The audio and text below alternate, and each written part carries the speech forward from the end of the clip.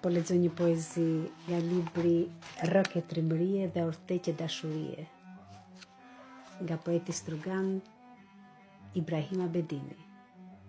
Vuajtjet e dashurisë janë dashuri. Sikur ta dinte mali që vuajtja ka fuqi, do tretej nga malli sikur një qiri, do mbulonte plagë varra në një stuhi, me fushën e përmbytur do bënte dashuri. Sikur ta dinte mali sa vuajtje ka një dashuri, do çahej më dysh, do shpërndante ret, me fushën do bashkohej në pajtueshmëri, do hapte hendegje ku do derte raket.